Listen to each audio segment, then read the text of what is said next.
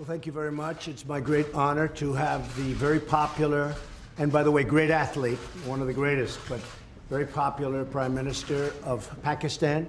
We have many things to discuss, military and terrorism and trade, and I think we're going to spend a lot of time talking about trade because we do very little trade with Pakistan compared to what we could be doing and should be doing when our countries really get along perfectly, and I think we're having that start. We're going to have that start. But there's tremendous upside with respect to trade. One of the things we're going to be discussing too is hostages, perhaps the polio vaccine, because Pakistan is one of the countries, and we'll talk about that as to what your feeling is on that. But we have a situation in Pakistan where we want to talk about the polio or the possible polio vaccine. And I think we're going to have great meetings. We're going to be spending a long time together. We have our representatives meeting right after we're finished, and we just came out, Mr. Prime Minister, with tremendous economic numbers for the United States, the best we've ever had. We have the best economy we've ever had, and I think we can shift some of that over to Pakistan. We should be doing tremendous business together, so I look forward to it. Inshallah. And it is an honor to have you with us. Thank you. Please. Well, I've been looking forward to this meeting since I assumed office as Prime Minister of Pakistan.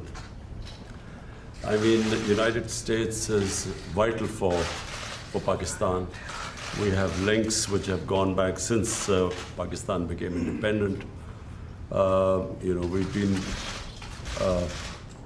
fighting wars together. First, Soviet invasion of Afghanistan, Pakistan was a frontline state, allied to the US, and then again the war on terror, which was after 9/11.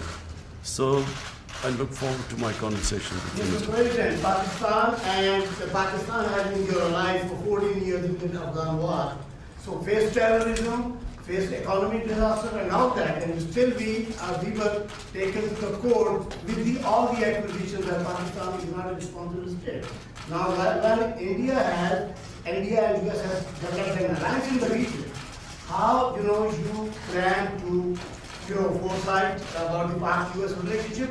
How they can be strengthened with presence in India, number one, and secondly, after your campaign, what kind of promises, if you are elected again, what kind of promises you are going to make? Okay, that's a big question. That could go on for hours, that answer. I will say that we have a very good relationship with India. I know that your relationship is strained a little bit, maybe a lot, but we will be talking about India as a very big part of our conversation today, and I think maybe if we can help intercede, do whatever we have to do, but I think it's something that can be brought back together. And we'll also be talking about Afghanistan. We've reduced our number of troops there by quite a bit. We are continuing to reduce troops in Afghanistan. We're working with Pakistan and others on getting an agreement signed, as you know, and we'll see what happens. But we will be talking about India and Afghanistan, very much so. The Washington Post is reporting today that Huawei had a relationship with North Korea to build their commercial wireless network. Have you been briefed on that? Do you have concerns? I know all about it. I know all about Huawei. I know all about 5G, and we're working on it. And we have companies that are now getting very, very strong in that department. And we're going to have 5G. We're going to have the best 5G in the world, just like we have everything else. Our Silicon Valley cannot be competed with. There's nobody that can compete with Silicon Valley for the brain power or for what we do. And nobody was focused on 5G, but now they are. And we have great companies going into 5G, even if they don't want it to. A lot of them were very happy doing what they were doing, but now they're going, at my request, they're going into 5G. So we don't need anything from anybody. North Korea. What? The Post is reporting about Huawei's relationship with North Korea. Well, we'll have to find out. Our relationship with North Korea has been very good. We've really established a good relationship with Kim Jong-un. I have personally. There's no rocket testing. There's no missile testing. We're getting our remains back. We got our hostages back. And we have a very, very good relationship, the two of us, and that's very important. There's been no nuclear testing. And what they're doing with 5G will be, we'll have to see. I'll find out. This is Jahazeb Ali from ARY News TV Pakistan. Say it again? Sir, this is Jahazeb Ali from ARY News TV Pakistan. Lindsey Graham, when he met Imran Khan, he says, you both are kind of same personalities. you are the president who fulfilled all your promises.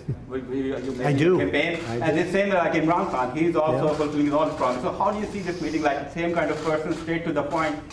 Well, I think we're going to have a great meeting today. I know that it's an important meeting. I consider this a very important meeting because I think we haven't met the potential of either country. I think the potential with Pakistan and likewise the opposite way. I think we have not even come close to meeting it. There is tremendous potential between our country and Pakistan. I think Pakistan's going to help us out to extricate ourselves. We're like policemen. We're not fighting a war. If we wanted to fight a war in Afghanistan and win it, I could win that war in a week. I just don't want to kill 10 million people. Does that make sense to you? I don't want to kill 10 million people. I have plans on Afghanistan that if I wanted to win that war, Afghanistan would be wiped off the face of the earth. It would be gone. It would be over in literally in 10 days. And I don't want to do that. I don't want to go that route. So we're working with Pakistan and others to extricate ourselves, nor do we want to be policemen, because basically we're policemen right now. And we're not supposed to be policemen. We've been there for 19 years in Afghanistan. It's ridiculous. And I think Pakistan helps us with that because we don't want to stay as policemen. But if we wanted to, we could win that war. I have a plan that would win that war in a very short period of time. You understand that better than anybody. We've been in there not fighting to win, just fighting to, they're building gas stations. They're rebuilding schools. The United States, we shouldn't be doing that. That's for them to do.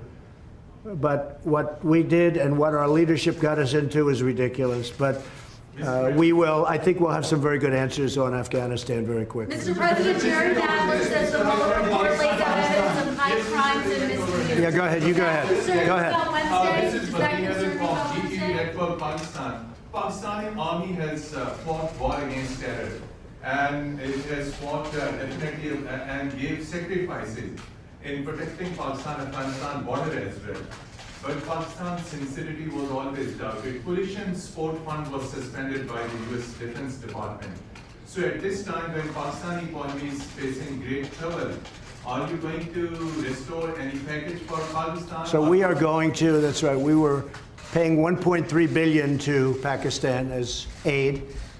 Working for many years. The problem was Pakistan, this is before you, Pakistan was not doing anything for us. They were really, I think, subversive. They were going against us. And this is something we'll be I ended that about a year and a half ago, the $1.3 billion. And I tell you what, to be honest, I think we have a better relationship with Pakistan right now than we did when we were paying that money. But all of that can come back depending on what we work out. We're working out things that are very important. We have I consider this very important. We're working out things that are very, very important. And I think at the end of this, at the end of a very short time, we're going to have a very great relationship with Pakistan. And we should. It's a great country. They're great people. I have many friends from Pakistan. Living in New York, I have a lot of Pakistani friends, I will tell you that. And they're great people. Smart, tough. They are tough. There's no question about that. They're like him. They're tough. Mr. President, one question. No, I'm not going to be watching. Probably, maybe I'll see a little bit of it. I'm not going to be watching Mueller because you can't take all those bites out of the apple. We had no collusion, no obstruction. We had no nothing. We had a total no collusion finding. The Democrats were devastated by it. They went crazy. They've gone off the deep end. They're not doing anything. They're not doing health care. They're not doing infrastructure. They're not lowering drug prices. I'm lowering drug prices. First time in 53 years that drug prices went down last year. 53 years. And I'm doing that without the help of Congress, which makes it much tougher to do. Because if they worked with us, I could get drug prices down in half. But the Democrats don't seem to care about drug prices. All they care about is a phony investigation where the report was written. It said no collusion. The report was written, and the Attorney General, based on the report, was easily able to find there was no obstruction. There's no nothing. They're wasting their time. And Robert Mueller, I know he's conflicted. There's a lot of conflicts that he's got, including the fact that his best friend is Comey. But he's got conflicts with me, too. He's got big conflicts with me. As you know, he wanted the job of the FBI director. He didn't get it. And we had a business relationship where I said no. And I would say that he wasn't happy. Then all of a sudden he gets this position. But you know what? He still ruled, and I respect him for it. He still ruled, no collusion, no obstruction, and this thing should have ended a long time ago. This has been going on for 2.5 years, and we're never going to allow this to happen to another president again, because most of them wouldn't be able to take it. On top of everything else, we have the strongest economy. We were just discussing this with the Prime Minister. We have the strongest economy that the United States has ever had. We have the highest stock market yesterday, literally, the highest stock market we've ever had on Friday, Thursday. We've broken the record, I think, 109 times for our highest stock market. But on, I believe, Thursday of last week, we hit the all-time highest in the history of our country. Our country is doing phenomenally well. Unemployment is the lowest in 51 years, soon to be the lowest in history, if it keeps going this way in a short period of time. Black, Hispanic, Asian unemployment, the lowest in history. Women, the lowest in 72 years.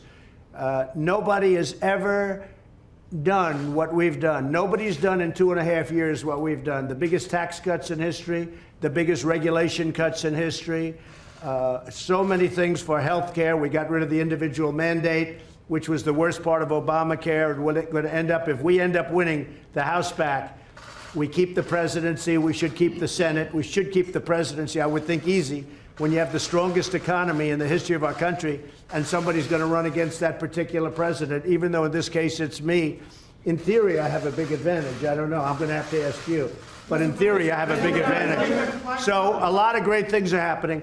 But the Democrats, they don't want to talk about that. They want to stay off the economy subject. And what they're doing is just hearing after hearing after hearing. It's nonsense, okay? They tried an impeachment vote, and they got slaughtered last week. They got absolutely slaughtered. It was the most ridiculous. I didn't even know they were going to do it. And I'll tell you, just in finishing, I have a lot of respect for the Democrats, because most of them voted against impeachment last week. And I have a lot of respect for those Democrats that did that, because they're doing the right thing for the country. No collusion, no obstruction. Okay. Mr. President, on the debt talk, can you say that there's a deal soon? Yeah, we're talking about it. Secretary Mnuchin is talking about it. We're having very good talks with the Speaker of the House, with Nancy Pelosi. We're having very good talks with Chuck Schumer, and of course with Mitch McConnell and Kevin. We are, Kevin McCarthy, we are, I think, doing very well on debt. If you look at debt limit, however you want to define that, but we're doing very well on that. And I think we're doing pretty well on a budget. Very important that we take care of our military. Our military was depleted, and in the last 2.5 years, we've undepleted it, okay, to put it mildly. We have made it stronger than ever before. We need another big year. So we had $700 billion. We had then $716 billion. And this year, we're going to be asking for a number slightly larger than that. We're putting our military back into a shape that it's never been in before. The best missiles in the world, the best equipment in the world, the best military equipment of all. We're building submarines, the finest. Nobody can even think about competing with what we're building. We're building, as you know, new submarines. We have a new aircraft carrier coming online. It's the largest ship in the world. It's so large that maybe I could even land a plane on top of it, okay? But it's a big one. President Gerald Ford. It's a phenomenal ship. So what we're doing is incredible things for our country. And, you know, just about, and I might say this about the military equipment. It's all made in the USA. Everything, 100%. It's all made in the USA, and you know, it's one of the reasons our job numbers probably are so good, lowest unemployment. Yeah. You expect a deal today, Mr. President? You expect a deal today? Mr. President, will you be visiting Pakistan, as you described Pakistan as a great country? So he will be definitely extending your invitation. So would you be visiting Pakistan? Well, I can't say that yet, because so far he has not extended me an invitation. And after today's meeting, maybe he won't, but I have a feeling he might. Yes, I'd love to go to Pakistan. Yes, please. Behzad Salimi here from Pakistani news channel Akhtar. Is there any exact date or time frame of U.S. troops withdrawal under consideration at your administration? Are you talking about from Afghanistan? Yes. Yeah, we have already withdrawn quite a few, and we're doing it very slowly, very safely. and we're working with Pakistan and with, as you know, we're negotiating with the Taliban. And we are doing, I think, very well in that regard. Again, it's something that we could do. We could go one of two ways. We could do a number the likes of which they've never seen before and win it very quickly. I don't want to do that. I don't want to do that because you're talking about millions of people, and I don't want to do that. And we're working with Pakistan on getting a solution. And I think it's being worked very well. Wouldn't you say so, Will there still be Mr. troops there on election day? Will there be troops there on election day in Afghanistan? Well, I don't know. We're moving a lot of them out, and Do you want them to be going we've done forward? what we were supposed to do. We've been there for 19 years, and we've acted as policemen, not soldiers. And again, if we wanted to be soldiers, it would be over in 10 days, 1 week to 10 days, if we wanted to. But I have not chosen that. Why would we kill millions of people? It wouldn't be fair. In terms of humanity, it wouldn't be fair. So we're doing very well, and I think that Pakistan is going to be a big help. What role do you see for India in? Say it. What role do you see for India in Afghanistan? And Mr. Prime Minister, same question to you. What does India has a role to bring peace in Afghanistan? You see, this is the closest we've been to a peace deal in Afghanistan. Yeah. And there is no military solution in Afghanistan. There is no military solution because, as Mr. President says, if you go all out military, there will be millions and millions of people who would die. So there is only one solution. And I feel, and I think we will discuss this, it's the closest we have been to a peace deal. And we hope that in the coming days, we will be able to urge the Taliban to speak to the Afghan government and come to a settlement, a political solution. And what the Prime Minister, excuse me, what the Prime Minister just said is a very big story, and that's 100% true. We've made a lot of progress over the last couple of weeks, and Pakistan has helped us with that progress. But a lot of great things are happening. A lot of things are happening for the United States, and I think a lot of great things are going to be happening for Pakistan, too, under your leadership. I really feel that. Thank you. Okay. Mr. President, with Iran, are we closer to negotiations or to armed conflict? I think Iran doesn't know where they are. I've been watching and reading a lot of reports, and right now they're a very mixed up country. They don't know whether they're coming or going. They have tremendous problems economically. Their country's in turmoil. They're having demonstrations all over Iran. Their inflation rate's at 75%. They have a lot of problems. So whatever it is, it is. I'm just going to sit back and wait. Let's see what happens. But I will say they are doing very poorly as a country, and we'll see what happens. We did actually, because they said no, and it's a religious country or religious leaders, but they lie a lot. We did shoot down. Unfortunately, we had to shoot down a drone. The drone came down. You know how it came down, with a new technology that's actually quite amazing. But we took down one of their drones. Instead of saying, yeah, that happened, they lie. They say it didn't happen. So we have, there's a lot of proof. It's called, take a look at it on the ocean floor. Just go down there, take your scuba gear and go down there in the ocean. One of you would do that, I know. But we took down a drone. I think very importantly, I read a report today about CIA. That's totally a false story. That's another lie. They put out propaganda. They put out lies. I don't think Pakistan would ever do a thing like that, right? Definitely not. Pakistan never lies. Definitely not. But Iran does, unfortunately. So let's see what happens with Iran. We are ready for the absolute worst, and we're ready for sense, too. But we are very geared up. And if they are really the #1 state of terror in the world. Now, I have to say they've pulled back because their money is running very low. The deal that President Obama made was a disaster because it was such a short term. It didn't cover ballistic missiles, and they couldn't see the important sites. Under this, you couldn't inspect the important sites. There were many things wrong. And of course, they gave $150 billion plus $1.8 billion in green, beautiful cash. That's called many plane loads of cash. I think Pakistan would like to have some of that cash.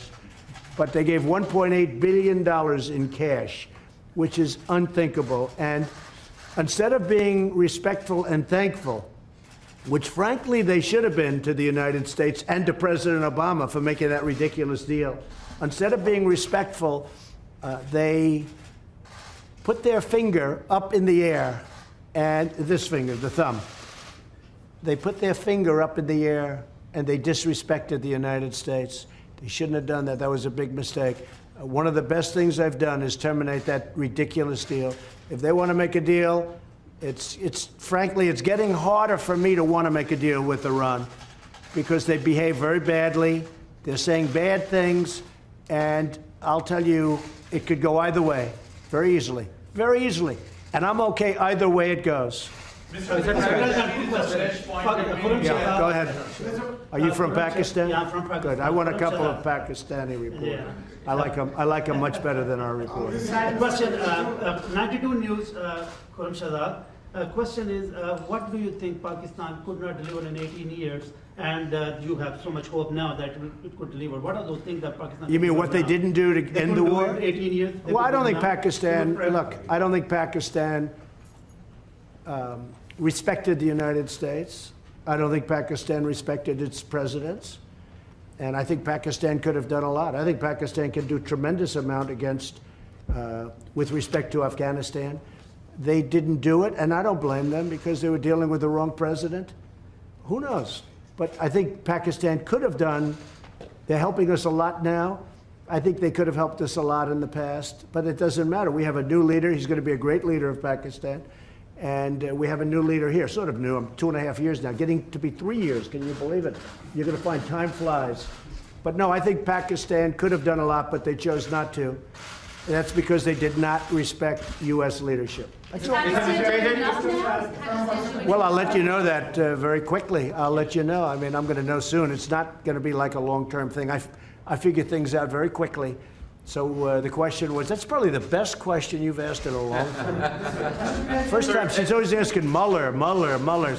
She's been asking this Mueller thing for 3 years. It's your best question. So I have to focus on that because that's such a great question. I think Pakistan is going to do a lot. I really do. I think Pakistan is going to make a big difference. I think Pakistan will save millions of lives in Afghanistan because I really believe they have a power that other nations don't have with respect to Afghanistan. And I will say, as of this moment, they're working very hard and very nicely with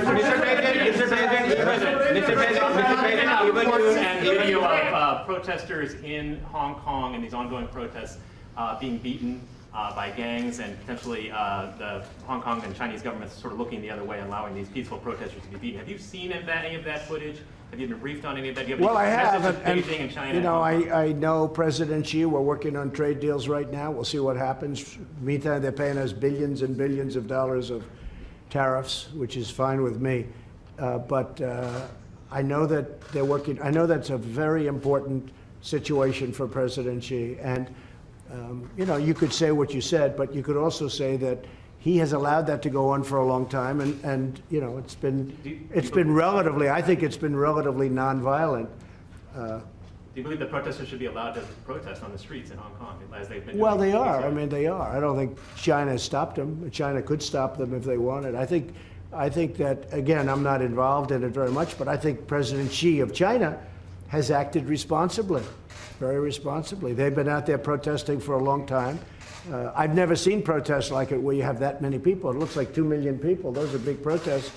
But I think that I hope that President Xi will do the right thing. But it has been going on a long time. There's no question about it. Mr. President, even your critics. Anybody want to take a question? Imran, Prime Minister again, Jhanwari from OI News. Mr. Prime Minister, Mr. President made good remarks about Pakistan and said that Pakistan can help a lot to end the violence in Afghanistan. The dialogue process and reconciliation process. So what really Pakistan can do to bring peace, because you are also accompanied by your military commander, General Bajwa, and other security team. So what solution Pakistan, what strategy paper you have to push forward the peace and reconciliation process in Afghanistan and assurances to the U.S.? Yes. Well, number one, this is the longest war that the United States has ever fought. It's almost 19 years. Number two, I am one of those who always believed that there was no military solution. Because anyone who knows the history of Afghanistan, you just have to look back at the history. There was always going to be a political settlement at the end. And I have to compliment President Trump, because he has now forced people to end the war, to have a settlement. And that's where I think Pakistan is playing a very important role, because Pakistan has a 1,500-mile border with Afghanistan, and all the areas where the trouble is, which is the eastern side of Afghanistan. So this is a critical time. I'm looking forward to my talks with President Trump. We have our military leadership here, because this is obviously a security situation. And what we want is understanding between the two countries. I can assure President Trump that whatever we will be saying will be we will be straight with them. There will never be any question of any doubt on Pakistan's intent, because apart from Afghanistan, the country that wants peace in Afghanistan more than any other country is Pakistan, because we get directly affected by it. And Pakistan needs stability. We have had 15 years of fighting this war on terror, over 70,000 Pakistani casualties, over $150 billion lost to the economy. So we desperately want peace. And I'm happy that President Trump has pushed this forward. So we hope, I'm looking forward to these talks. Prime Minister, can you... Prime Minister, in the region. And apart from Afghanistan, there is another security threat in South Asia, and that is Kashmir dispute unresolved by the United Nations, and even by the US, who voted in support of that resolution in the UN. Now, are you going to make any kind of submission and intervention of President Trump? And the same question to Mr. President Trump. Is he going to play any role in that? Okay, he's got it. I will have got a question. I will be asking President Trump. It's the most powerful country in the world, the United States. It can play the most important role in bringing peace in the subcontinent. You know, there are over 1.25 billion people in the subcontinent. They are held hostage to the issue of Kashmir, and I feel that only the most powerful state, headed by President Trump, can bring the two countries together. From my point, I can tell you, we have tried our best. We've made all overtures to India to start dialogue, resolve our differences through dialogue. But unfortunately, we haven't made headways as yet. But I'm hoping that President Trump would push this process. So I was with Prime Minister Modi 2 weeks ago, and we talked about this subject. And he actually said, "Would you like to be a mediator or arbitrator?" I said, "Where?" He said, "Kashmir," because this has been going on for many, many years. I was surprised at how long it's been going on along. 70 years. I think they'd like to see it resolved, and I think you'd like to see it resolved. And if I can help, I would love to be a mediator. It shouldn't be, I mean, it's impossible to believe two incredible countries that are very, very smart, with very smart leadership, can't solve a problem like that. But if you would want me to mediate or arbitrate, I would be willing to do that. President, I can tell you that right now, you will have the prayers of over 1 billion people if you can mediate and resolve this issue. It should be resolved. So, but he asked me the same thing, so I think there's something. So maybe we'll speak to him, or I'll speak to him, and we'll see if we can do something. Mr. President, because I've heard so much about Kashmir. Yes. Such a beautiful name. It's supposed to be such a beautiful part of the world, but right now there's just bombs all over the place. They say everywhere you go you have bombs, and it's a terrible situation. Been going on for many years. If I can do anything to help that, let me know. Let me give you one thing on Afghanistan as an example. So a lot of you don't know this, but we dropped the largest non-nuclear bomb ever built in history. We dropped it in Afghanistan.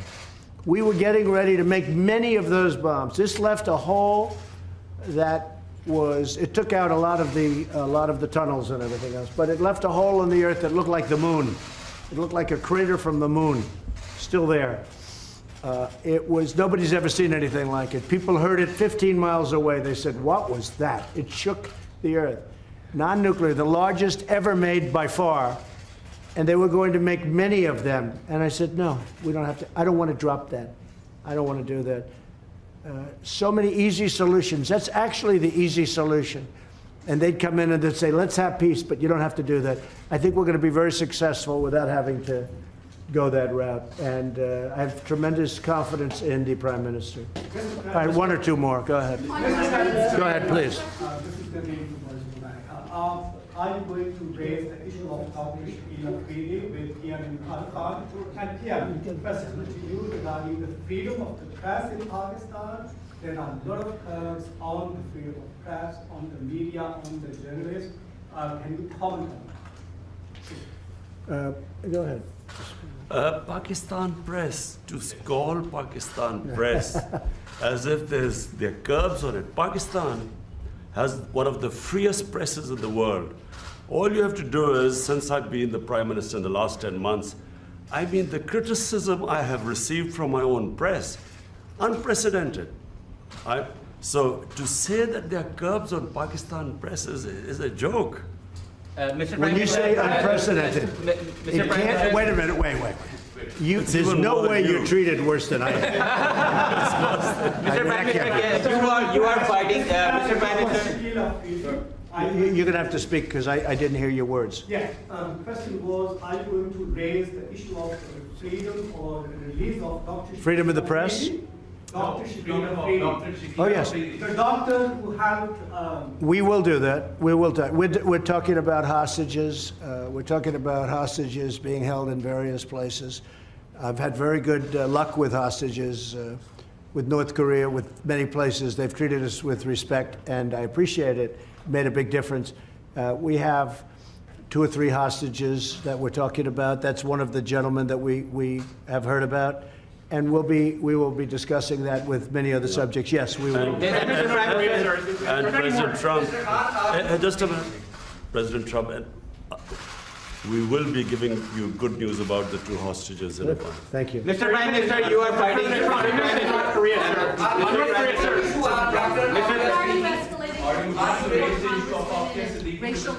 I'll tell it in a second. Go ahead. Ask it again. On your tweets, why are you escalating your feud with the 4 congresswomen and racial tensions and so forth? Well, I think they're very bad for our country. I really think they must hate our country.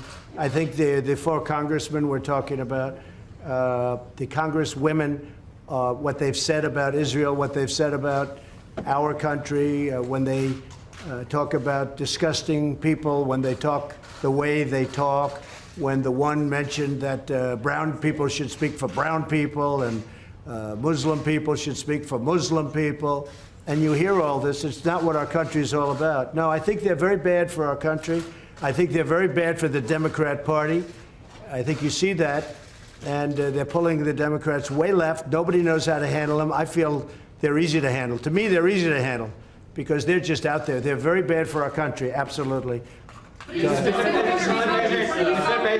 I don't think, no racial tension. No, there's no racial tension. Look, I had my best numbers recently, and it's because of the economy and what I've done for the African American. When you look at the African Americans are doing better than they've ever done in our country. We're creating numbers. Look at the poverty numbers. Look at so many different, look at the unemployment numbers, the best they've ever had. No, we have fantastic relationships with the African American community. I think you'll see that. Certainly, you're going to see that in 2020. I believe. Mr. President, even your critics say that you are going to win the 2020 elections, and you are obviously very confident about that. Same thing with Imran Khan. Sir, you are also having a big war against corruption in Pakistan. So can you just give us a little comment on that? Well, I think he's going to win, and I think what's going to happen, of course, he's got a little ways to wait. But I'll go over, I'm going to campaign for you. I'm going to help him with this campaign. Sir, war against corruption, can you please comment on that? Ali Imran, representing Associated Press of Pakistan. Prime Minister Imran Khan has said that Pakistan is looking for trade and economic relationships and investment in Pakistan. Are you willing to do that? Yes. Because many experts say that economic prosperity is the best antidote to extremism and militancy. I agree, and I think that's very true, and it's actually a very good question. The answer is yes. I see great trade with Pakistan, and I'm not talking about a little bit more. I'm talking about we could go 10 and even 20 times what we're doing right now. You know, Pakistan's a big country. It's actually a very big country. And they have tremendous product. They make great product. They make tremendous. I bought from Pakistan over the years when I was in the private sector. They make incredible product. They're brilliant people. They're hardworking people. I think we're going to have a fantastic trade relationship. I don't mean we'll increase it by 20%. I mean, I think we can quadruple it. I think you could go, I mean, literally, sounds crazy, you could go 10 times more, you could go 20 times more. Because what we do right now is not much, and we should do a lot. So I think that's going to be, and I also do agree that that has so much to do with great peace. Having a great trading relationship has so much to do with peace and extremism in this case. I think it can have a, so I expect that we will, within a very short period of time, start having very significant trade with Pakistan. Sure. Are there any working level talks with North Korea scheduled at this point since you met with Kim Jong-un? No, we just have a very good relationship, and probably they would like to meet, and we'll see what happens. There was a little correspondence recently, very positive correspondence with North Korea. Between you or again, there's no nuclear testing, there's no missile testing, there's no nothing. I think we will, yeah, at a certain point, when they're ready, we'll be ready. Good question, Mr. President. Good question on India. One question, please. Go ahead. One question, please. Pakistan. Did you raise the voice for Dr. Afia speaking? Well, there'll be things discussed, so that would be for afterwards. We'll discuss things. We'll be discussing it. Mr. President, Pakistan, one of the provinces of Pakistan, Balochistan, where India is sending non-state actors to destabilize, and the people from there are going to Europe and other places, and they're getting asylum in India, which is actually an indication that India is helping those non-state actors to infiltrate in Pakistan, and they created that. And one of the guys Pakistan is holding, which was leading the network. So, do you think that the U.S. will be playing a role in stopping India to, I think I can very well. I have a very good relationship with Prime Minister Modi, and I think we're going to have a phenomenal relationship with the Prime Minister of Pakistan. I do think that it's a two-way street. You say India is coming in and destabilizing Pakistan, but India is saying that Pakistan's coming in and destabilizing. So there's a lot of room right there where we could meet. I think we could meet. You had a question on Puerto Rico? Right now. One question. Did he step down? Oh, look, he's a terrible governor. I think you have an even worse mayor of San Juan. She's horrible. I think she's horrible. I watched her. My people did nothing but complain about her when we helped them with their hurricane problem. The mayor of San Juan, Puerto Rico, is a horror show. She's incompetent, grossly incompetent. At the same time, the governor's not good. So the United States Congress, you won't believe this. Please close your ears, because this would be, gave Puerto Rico $92 billion last year for hurricane relief. Now, they haven't got the money, all of it, but they've got a lot of it, but they're scheduled to get. The Congress of the United States handed them $92 billion. And that $92 billion is in the hands of incompetent people and very corrupt people. But the governor has done a terrible job, and the mayor of San Juan she's horrible. I think she's just terrible. She's so bad for her people. And I think the government of the United States, they have to be careful. I'm the best thing that ever happened to Puerto Rico, because we did a great job in Puerto Rico. They don't like to give me the credit for it, but we did a great job. I have many Puerto Rican friends. I have a real understanding of Puerto Rico. I've had jobs in Puerto Rico. I think the most successful, I owned the Miss Universe contest, the pageants, and we had them in Puerto Rico twice, and I'll tell you, we had tremendous successes. In fact, they said literally 100%, this never happens, almost, I think it was close to 100, but 100% of the island itself was watching. They liked those pageants.